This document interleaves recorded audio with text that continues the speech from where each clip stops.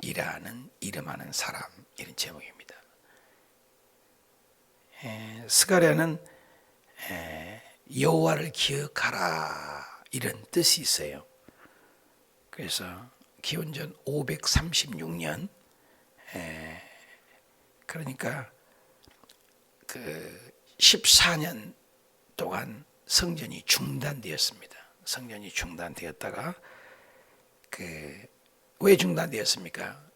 그때 당시 70년 포로로 돌아갔다가 돌아와서 중단되었다가 14년 동안 중단되었던 성전이 그 학개화하고 스가랴가 와가지고 격려해서 지어지는데 거의 20여 년 만에 성전이 재건되는 내용, 그런 내용입니다. 그때 기록했던 내용이 스가랴입니다.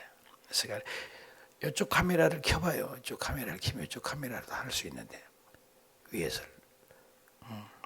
화면이 지금 좀 문제가 있어요. 그래서 여러분 그냥 화면을 안 나와도 들으시기 바랍니다. 그래서 그때 당시에 학개와 스가랴가 성전을 재건하는데 그때 당시에 기록된 말씀이 스가랴라 그 말입니다. 자, 우리 1절 먼저 보면은 말씀은 나올 텐데 말씀은 안 나와요. 내가 또 눈을 들어 본즉 네 병거가 나오죠. 두 산 사이에 나오는 그 산, 구리산, 요게 나옵니다. 그래서 네 병거는 사방을 통치한다. 구리라는 것은 뭐예요? 민수기 21장에 이스라엘 백성들이 불평하다 보니까는 구리뱀이 와서 물었잖아요. 그때 모세가 장대에다가 놋뱀을 달아 올리니까 그 놋뱀을 쳐다본 즉 살게 됐고, 그 내용을 요한복음의 신약에 오니까 요한복음 3장 14절에 예수님이 모세가 놋뱀을 든 것 같이 나도 그렇게 하리라. 자, 구약과 신약이 항상 연결이 되죠. 그래서 그것도 놋뱀, 구약에도 놋뱀, 여기도 구리나 놋 같은 거죠. 그래서 놋제단, 이런 것은 강한 거죠. 그래서 심판을 상징하죠. 또 저주의 상징일 수도 있고요. 그래서 여기 보니까 구리산, 그러니까 하나님의 심판이 네 군데 사방에서 임한다. 종말론적인 그런 얘기죠. 그래서 이제 하나님의 성전이 구약되는 무성전 시대가 있었고, 또 이동하는 성막 모세를 통하여 이동형 광막 시대에 성막이 있었죠. 그 성막이 또 솔로몬 시대에 성전이 있었죠. 그리고 그 성전이 나중에는 하나님의 임재를 상징하는데 예수 그리스도가 내가 곧 성전이다 그러셨죠. 그리고 그 성전이 고린도 후서 3장 16절에 보면 너희가 하나님의 성전인 것과 성령이 너희 안에 거하신 것을, 우리가 또 성전이 되는 것이죠. 그래서 교회론하고 연결되는 것이 바로 성전이다 그 말이에요. 그 성전을 얘기하는 구리산에 하나님의 심판이 임한다. 굉장히 성전 건축에 대한, 이스라엘 백성들이 지금 성전을 건축하다가 중단되었으니까, 왜 중단되었습니까? 크게는 두 가지예요. 사마리아인들이 방해도 했지만 성전을 건축하다가 아주 방해를 하고 잘 안 되니까 하나님의 뜻이 아닌가 비요. 그러면서 하나님의 백성들이 그 성전을 짓는 것은 샤켄하신 하나님, 임재하신 하나님, 하나님의 임재면 통치한다고 좌소, 하나님이 다스린다는 왕권을 상징하는 성전이거든요. 그게 보이는 유물론적으로. 근데 성전을 먼저 건축해야 되는데 방해가 하도 많으니까 하나님의 뜻이 아닌가 보다 그러면서 백성들이 자기 집을 건축하고 자기 축복을 열심히 위기에서 자기 살 궁리는 해요. 돌아왔으니까 물론 어렵죠. 그러면서 하나님의 정천을 등한히 하는 거예요. 그게 하나야 사명 감당하지 못한 죄, 또 하나는 사마리아인들의 방해. 이런 요소가 있었어요, 배후에. 근데 이것이 하나님의 성전의 건축은 세우는 거잖아요. 우리 믿음도 마음을, 신앙을 세우는 건데 그것을 게을리했다 이 말입니다. 모든 굴이라는 것을 심판하신 하나님, 통치하신 하나님 앞에 성전을 지우는 것은 하나님을 세우는 것이고, 또 솔로몬 성전, 스룹바벨 성전, 헤롯 성전, 이 성전이 한 네 군데가 이렇게 나오잖아요. 성전인 것은 하나님의 임재를 얘기하잖아요. 성막도 하나님의 임재를 얘기하는 거죠. 보이지 않는 하나님을 보이는 하나님으로 보여주는 거거든요. 근데 그것을 등한히 하고 백성들이 성전 건축을 등한히 한 큰 죄죠. 하나님의 중심이 되지 않는다는 거예요. 그래서 하나님이 화가 나신 거죠. 그래서 심판의 얘기를 하는 거죠. 그래서 예수님이 십자가에 돌아가실 때도 마태복음 27장 51절에 보면 휘장이 위에서부터 아래로 찢어졌잖아요.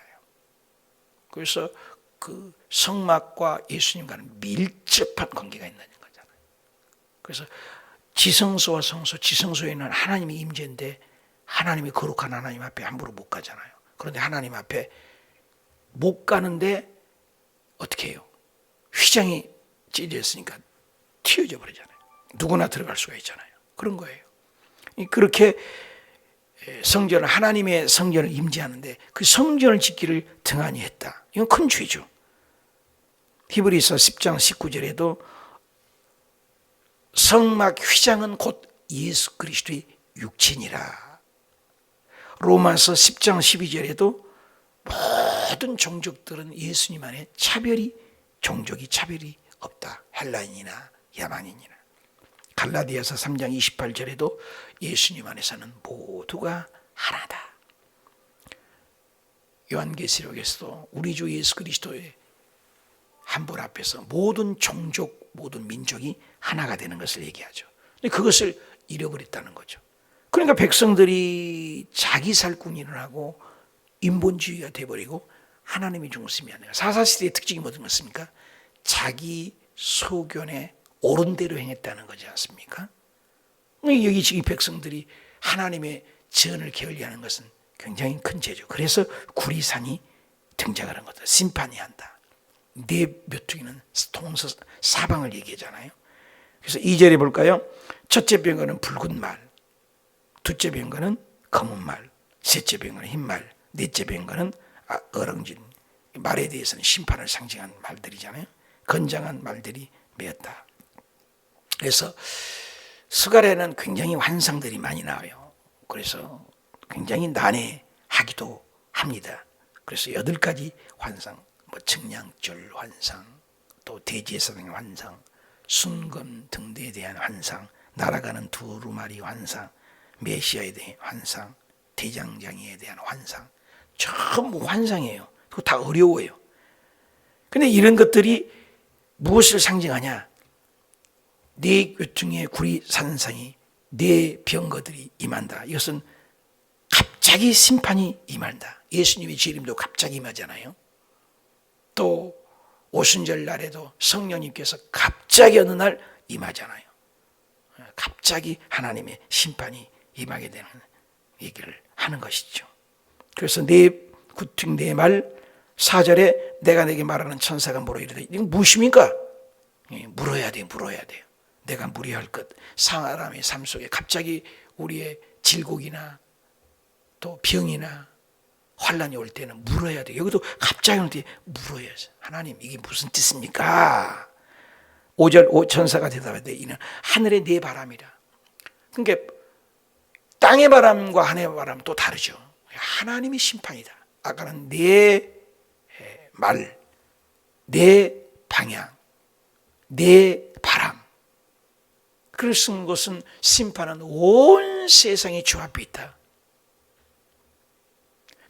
이것을 그때 당시 4대 제국 아닙니까? 바벨론 제국, 메데파사, 페르시아 제국, 헬라의 제국, 그 다음에 로마의 제국.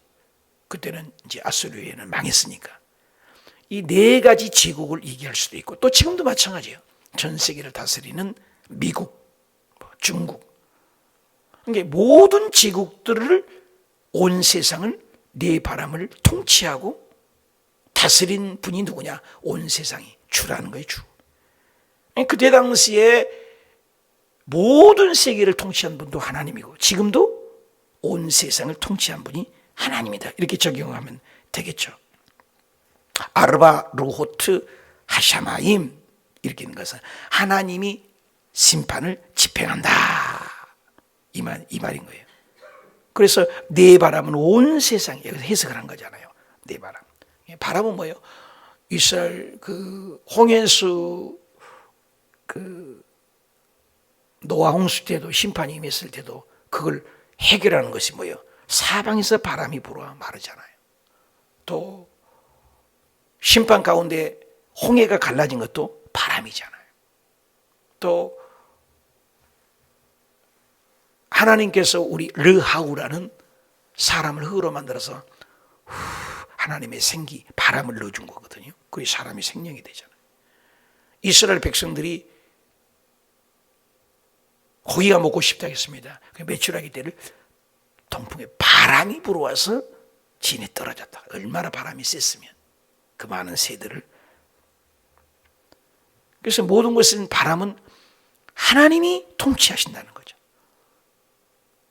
바람이, 예수님이 제자들이 배를 타고 가는데 바람이 요동해서 폭풍우와 갈릴리 바수가 일어났을 때, 바람아 잠잠하라. 예수님께서, 바람이 말을 들어요. 요나가 배를 타고 가는데 폭풍이 일어나 배가 막 치우친 것을 때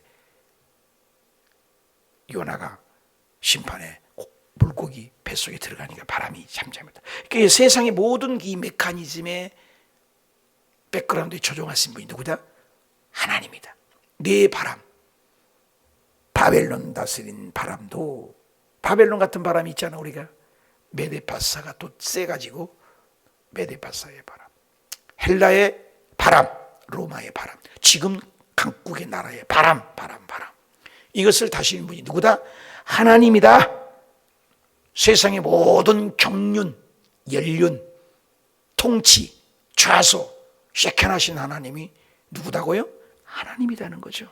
하나님의 목적대로, 하나님의 뜻대로, 하나님의 은혜대로, 하나님의 통로가 되는 것이 바람이다.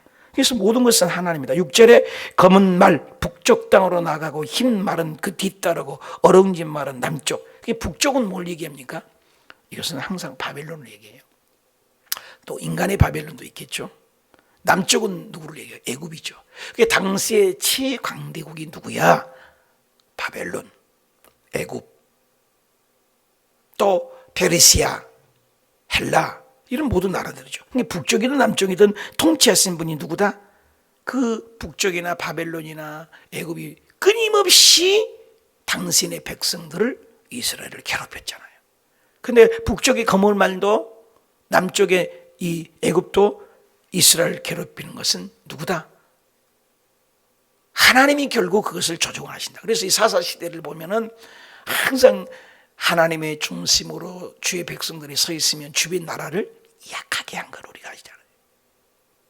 하나님의 말씀대로 서 있으면 주변에 약하게 되고, 또 하나님의 말씀을 떠나게 되면은 주변의 나라들을 세게 해가지고 이스라엘을 대립하는 거잖아요. 우리의 삶도 똑같죠. 내가 하나님의 중심으로 서 있고 말씀으로 서 있으면 주변 사람들이 조용해요, 잠잠해요, 그렇잖아요. 근데 내가 하나님 말씀을 어기면 끊임없는 나를 괴롭히는 것들이 많은 것, 이런 것을 얘기할 수가 있죠. 이런 것들은 누가 하신다는 거예요? 흥망성쇠. 그래서 한나가 고백을 하잖아요. 하나님은, 여호와 하나님은 살리기도 하시고 죽이기도 하시고 높이기도 하시고 낮추기도 하시고 가난하게도 하시고 부하게도 하시고 수월의 지옥에 내릴 수도 있고 천국에 끌어올릴 수도 있는 전능하신 하나님이라고 사무엘상 2장 6절에 찬양을 하지 않습니까? 모든 것을. 그래서 이사야에 보면 환난도 하나님이 지었고 빛도 하나님이 지었다. 빛과 어둠이 다 하나님이다. 그래서 욥기에 보면은 사탄이가 욥을 괴롭힐 때도 욥이 가난이 외웠고 재산이 다 탕진됐고 자녀들이 10명이 한꺼번에 죽어버렸고 집이 4귀퉁이가 무너져 버렸고, 그거 보면은 나오잖아요. 사탄이가 하나님께 가서 결제를 받잖아요. 네, 욥 좀 건드리게 해야 되겠습니다. 욥이 거짓말이 아닙니다. 하나님 믿는 건 가짜예요. 환란이 오면은 하나님 잘 안 믿을 거예요. 하나님이 내놓잖아요. 네, 욥을 신뢰하지 않습니까? 욥기 1장 21절 유명하잖아요. 주신 이도 여호와 하나님, 취하여 가신 분도 하나님이다. 난 하나님을 찬송하리다. 믿음의 선배 훈련하는 것은 어려움이라도 환란이라도 하나님께 붙잡혀 있다 이 말이에요. 하나님께. 그거죠. 오늘 이건 거예요. 두루 다니며 아무리 괴롭혀도 끊임없는. 그게 바울이 훌륭한 이유가 뭡니까? 태장으로 사람 매 하나만 맞았는데 죽을 만큼 매를 맞고, 밤의 위험, 동족의 위험, 바다의 위험, 죽음의 위험, 그 어려움 속에서 초지일관이죠. 환난과 핍박 중에도 성도는 지켰네. 끝까지 믿음 지키는 거 이거예요. 창세기부터 계시록까지 지금도 얘기하는 것은 그거예요. 어려움이 와도 힘듦이 와도 십자가 붙들고 가는 거예요. 그거죠. 그래서 이 모든 것을 통치하신 분이 누구다? 하나님이다. 7절에 건장한 에게 나가서 두루 다니고자 하나 이는 너희에게서 나가고 땅 두루 다니며 하매 땅에 두루 다니더라. 모든 땅에 두루 통치하는 건 하나님이다. 8절 그 은혜의 죄를 말하되 북쪽으로 나간 자들이 북쪽에서 내 영을 쉬겠다. 북쪽에서 왜 쉬게 했나? 하나님의 영은 쉬지 않는 영입니다. 지금도 일하신 분입니다. 하나님이 일하시니 나도 일한다고 했습니다. 근데 왜 쉽니까? 북쪽을 완전히 멸망할 때까지 하나님은 일하셨다. 또 하나는 우리가 천국에 갔을 때 진짜 안식한다. 심판할 것이 없다는 거예요. 심판이 끝나버렸다. 근데 결국 승리는 누구다? 하나님이다. 그런 것이죠. 그래서 하나님이 이길 때까지. 그래서 하나님은 쉬지 않는데 왜 여기서 쉬냐? 할 일이 없으니까. 원수를 다 진멸했기 때문에. 요한계시록에 보면은 하나님이 창세기부터 두 줄기가 흐르잖아요. 가인의 계열, 니모렛 계열, 힘의 논리, 보이는 파워 흐른 거예요. 가인 계열이죠. 힘의 논리죠. 세상의 원리죠. 세상은 남을 짚고 보이고 더 큰 집, 그럴싸한 것이죠. 근데 또 한쪽에는 새 계열이요. 비록 없을지라도 있을지라도 어려울지라도 오직 하나님이 통치를 받고 하나님 앞에 엎드리고 하나님 중심으로 사는 새 계열이죠. 두 계열이 흐른 거예요. 사탄의 계열과 성령의 계열이. 요한계시록까지. 그래서 요한계시록까지 지금도 마찬가지예요.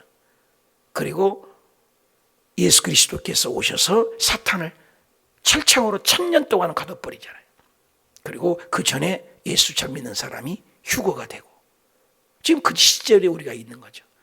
요한계시록에 가서야 사탄을 막지 않습니까? 그때까지는 사단은 지금도 끊임없이 우리를 깐죽거리고 괴롭힌 거예요.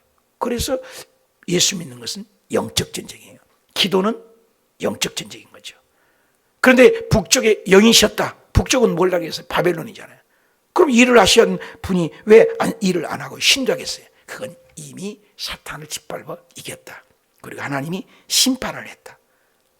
자, 그렇다면 하나님이 모든 것을 통치한다 그 말이에요. 9절 여호와의 말씀이 내게 임하여 사로잡힌 자 바벨론으로부터 나오잖아요. 헬대와 도비야의 여다의 스바의 아들 요에시아의 집에 들어갔나니 너는 그날에 그 집에 들어가서 그들을 받되 은금 받아서 면류관을 만들어서 아니 은금과 면류관을 만들었는데 여호사닥 아들 대제사장이 머리에 었다. 여기에 원어로 보면 일반적인 면류관이 아니에요. 메치네페트라는 이 일반 제사장에 쓰는 면류관을 쓰지 아니하고 아타라라는 면류관이에요. 이 아타라라는 면류관은 대제사장에게만 쓰이는 면류관이에요. 독특한 더라는 것을 쓰잖아요. 그 면류관. 여호수아에게 대제사장에게 쓰인 즉 예수 그리스도에게만 쓰이는 오직 예수 그리스도만이 승리한다. 창세기 14장 18절에 보면 그러잖아요. 전쟁에 아브라함이 승리했는데 누가 나와요? 멜기시덱 샬롬 왕. 족보도 없고 시작도 없고 끝도 없는 분이 와서 지극히 높으신 하나님 이름으로 대제사장에 물과 떡과 포도주를 주었다. 예수 그리스도를 상징한다고 얘기하잖아요. 시편 110편 4절에도 멜기세덱의 서열을 따라 그분이 누구예요? 영원한 대제사장. 누구요? 예수님. 그래서 여호수아라는 이름이 예수입니다. 예수. 예수와가 똑같은 예수님의 이름이에요. 그래서 대제사장, 그걸 구약에서도 누구를 상징한다? 예수. 그래서 스가랴가요 9장 9절에도 딱 한 번 예언됐잖아요. 낙이 새끼를 타고 입장한다. 낙이 애미도 아니요. 낙이 새끼 한 마리도 예언한 곳이 뭐예요? 스가랴를 통해서. 그래서 예언된 책이죠. 여기서도 예수 그리스도가 미리 얘기하는 예수 그리스도 메시아관이죠. 그 영화 보면은 예고표를 보듯이 스가랴에, 그러니까 예수님이 태어나기 전에 600년 전에 예수님이 오실 것이다. 창세기에도 6,000년 후에 4,000년 후에 올 메시아. 창세기 3장에 죄 짓자마자 창세기 3장 12절에 여자가 아이를 낳는다는 거예요. 예수님을 동정녀를 얘기하잖아요. 예수 그리스도는 그냥 오신 분이 아니에요. 우리가 믿는 예수 그리스도는 석가 맹자 공자 그렇게 믿는 분이 아니에요. 영원 전부터 예언됐어요, 우리를. 그래서 영원 전부터 선택된 자만이 하나님을 믿어지게 되고 하나님을 아빠라고 하게 되고 예수 그리스도의 선택입니다. 선택. 저와 여러분이 선택받은 것들이 얼마나, 바다에 수많은 모래알 중에 모래알갱이 하나를 선택한 것처럼 수많은 지구에 태어나는 600억, 700억이라는 인구 중에서 구원받는 숫자는 지극히 적습니다. 저와 여러분이 구원받았다고, 선택받았다고. 그래서 바울이 얘기를 하잖아요. 다메섹 도상에서 나를 만나줄 수 있는 그것은 만세 만대전의 에베소 얘기잖아요. 창세 전에 나를 하나님이 자녀로 선택했다는 예정론을 얘기해요. 예정론이 맞아요. 조영규 목사님이 한참 알미니안 주연으로 열심히 하시더니 50세 이후 넘어서 일주일에 3번씩 여의도 내가 주회종으로 들어갔을 때 얘기하시는데, 끊임없이 강조한 게 저는 칼빈 주의라고 할 수 없지만 칼빈의 사상을 받아들인다. 내 인생을 봤을 때 50%가 아니라 80% 이상이 예정론이더라. 당신 뜻대로 되는 것이 없더라. 예정론을 굉장히 하죠. 저도 봐도요, 예정론이에요. 여러분이 지금 이 자리에 앉는 게 예정이 맞아요. 여러분 택자가 됐다는 건 축복이에요. 전해봐요. 죽을 때까지 안 믿은 사람 믿잖아요. 하나님의 선택한 자가 있어. 우리는 모르지만 하나님의 관점에서는 예정론이죠. 이거죠. 그래서 이 말씀이 귀하죠. 메시아가 아니 예정된 거죠. 예수님이 예언된 거잖아요. 말하기를 12절 만군의 여호와 이같이 말씀해 보라, 싹이 나와요. 여러분 만군의 우주 만군을 얘기하잖아요. 싹이요, 싹. 순이라고 나오죠, 옛날 성경에는. 근데 도단한다는 게 싹이라고. 싹이 도단한 건 누구? 예수님이 싹이 난다고 그러잖아요. 스가랴 3장 8절에도 내 종 싹이라는 말이 나오고요. 에레미야서 23장 5절에도 다윗을 통해서 의로운 가지가 나온다. 요한복음 2장 18절에도 이 성경을 알아. 그분이 예수 그리스도를 얘기하죠. 이사야 11장 1절에도 이새의 줄기에 한 싹이, 한 순이 나오는데 그 뿌리가 나와서 결실할 것이다. 예수 그리스도를 계속 얘기해서 이사야 53장에도 그는 주 앞에서 자라는 연한 순, 연한 싹 같고 마른 땅에서 나온 뿌리 같아서 고운 모양도 없고 풍채도 없고 우리가 보기에 흠모할 만한 아름다운 것이 없도다. 그는 멸시를 받아서 사람들에게 버림받았고 간고를 많이 겪어서 질고를 아는 자라. 마치 사람들이 그래서 얼굴을 가리운 것 같이 멸시를 당했고 우리도 그를 귀히 여기지 않았다. 그러는 실고 질고를 지고 우리의 슬픔을 당하였거늘 우리는 생각하기를 그런 징벌을 받아 하나님께 맞으며 고난을 당한다 해노라. 예수님이 찔림은 우리의 허물 때문이고 예수님이 상함이 우리의 죄악 때문이고 예수님이 징계를 받음으로 우리가 평화를 누리고 예수님이 채찍에 맞음으로 우리가 남을. 예수님을 얘기하는 거예요. 그러니까 이건 예수님이. 싹이 뭐예요? 봄에 지금 싹이 나오잖아요. 몇 배로 뚫을 것 같아요. 아스팔을 뚫고. 그러는데 몇 배인 줄 아세요, 여러분? 뭐 10배, 20배에서 그 싹이 연하잖아요. 근데 그 연한 순이 얼마나 힘이 세면 아스팔을 뚫고 대지 땅을 뚫고 올라가죠. 몇 배인 줄 아세요? 10배, 20배, 100배? 식문학자들이 얘기해요. 싹이 나오는 것은요 20만 배의 힘을 가지고 뚫고 나온대요. 싹이 얼마나 연해요. 놀랍지 않아요? 20만 배 힘. 예수님은 아주 연약하게 오셨죠. 그러나 예수님은 만군의 하나님이시죠. 그래서 구약에 누가 선택받았냐 싸울 때 12지파들을 성전 안에 넣어놓게 하잖아요. 근데 아론의 지팡이에만 그 마른 나뭇가지에서 살구가 잎이 나고 싹이 나고 열매를 맺잖아요. 선택해서 싹이 나, 연한 쌀이. 놀랍죠. 그건 새싹, 생명을 얘기하기도 하죠. 히브리서 9장 4절에는 아론의 싹난 지팡이를 법궤 안에 두어라. 싹이라는 건 뭐예요? 예수님의 생명, 예수님의 능력을 상징한다. 지금 이스라엘 백성들이 성전 건축하는 걸 얘기하죠. 13절 그가 여호와의 전을 건축하고 영광도 그 자리에 앉아 다스리고, 예수 그리스도가 다스리고 건축하고 제사장의 자리에서 이들의 평화하게 하고 예수님만이 오셔야 평화되고 건축된다 그 말이에요. 14절 그 면류관의 헬렘 토비아의 여에다의 스가냐 아들 헨의 기념하게 하여 여호와의 전 안에 두니라. 그리고 모든 것은 예수님이 오셔야 평화가 되고 다스리게 되고 통치하게 된다는 거예요. 예수님만이. 예수님에 대한 예시예요. 그래서 제목이 싹이 이름이 누구예요? 예수님.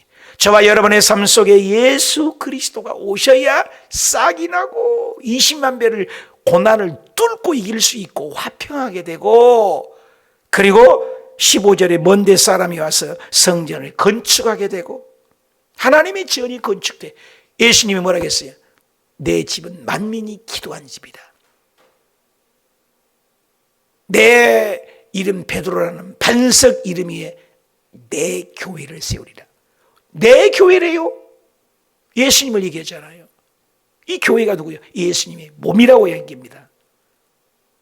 예수님이 모든 것에 통치하는 거예요. 그러니까 성전 건축도 예수님을 세운 거다. 예수님이 중심이죠. 놀랍지 않아요? 바울이 교회를 믿는 사람을 핍박했을 때 예수님이 나타나서 어찌하여 나를 핍박하냐? 아니, 바울이 예수님 핍박한 적이 있어요? 만난 적도 없어요. 내 백성을 건드렸냐? 교회를 건드렸냐? 성전 믿는 백성을 건든 건 나다. 와, 놀라운 말이죠. 여러분, 교회를 건드는 것, 주의 종을 건드는 것, 예수님을 두드러 패는 거란 말이에요. 성전은 사랑하는 거예요. 예수님을 사랑하는 거예요. 이거예요. 그걸 얘기한 거예요. 먼데 사람이 와서 결국 예수 성전을 건축하고 만군의 여호와 하나님이 말씀을 듣게 된다. 선교의 확장성이도 전 세계 하나님의 전에 와서 하나님의 말씀을, 하나님의 말씀이 능력이요, 하나님의 말씀이 방향이요, 하나님의 말씀이 목적이 된다. 그래서 결국 예수 그리스도의 성전을 짓는 건 예수님을 세우는 거란 말이에요. 교회를 사랑하는 것은 예수님을 사랑하는 거다. 싹이 누구다고요? 예수님이다. 그래서 예수님이 오면 우리고 20만 배의 힘이 있어서 세상을 뚫고 절망을 뚫고 고난을 뚫고 이기는 승리자가 된다. 그래서 모든 것들은 스가랴에서 누구를 상징한다고요? 예수님. 그래서 오늘도 저와 여러분 예수님을 붙들고 그 연한 순 갖고 겸손하고 아무것도 아닌 것 같지만 세상을 이기잖아요. 죽음을 이기시잖아요. 십자가에 돌아가셨지만 부활하시잖아요. 그 찬란한 부활을 바라보고 우리가 아무리 힘들어도 아무리 어려워도 주님 바라보며 이 세상 모든 사람의 말씀을 듣기 위해서 교회로. 미국의 특징이 요즘에요, 생각이 빗나간데 코로나가 지나면 교회를 사람들이 많이 떠날 것이다. 아니래요. 엄청나게 교회가 에즈베리를 비롯해서 지금 미국에 예수 믿는 사람들이 불어난대요. 한국도 지금 대형 교회나 우리 여의도 순복음교회도 말들 들어보면 어마어마하게 부흥이 되고 있대. 우리 이용훈 목사님 말씀드리니까 올해 목표가 5만 명을 전도 목표래요. 놀랍지 않아요? 우리 교회는 지금 100명도 못해서 이러고 있는데 5만 명. 오늘 교회들이 고난이 오니까 환난이 오니까 막 교회로 몰려오는 거예요. 근데 성경에 보니까 마지막 때가 되면 당신의 백성들이 끌어모은다고 했어요. 이스라엘 백성들을 끌어모은다고 했어요. 오늘도 보니까 먼데 이렇게 나오잖아요. 15절에 먼데 사람들이 와서 하나님의 전도 건축하고 여호와의 말씀을 듣게 되고 하나님의 말씀을 듣게 된다. 할렐루야. 오늘 그런 역사가 우리 삶 속에 있기를 축복합니다. 심판의 주인, 축복의 주인, 절망을 연한 숨 갖고 세상이 보기에는 우리 교회가 얼마나 연약한 것 같지만 예수님 붙들고 나가면 세상을 이기고 자신을 이기고 마귀를 이기는 능력이 임한 줄 믿습니다.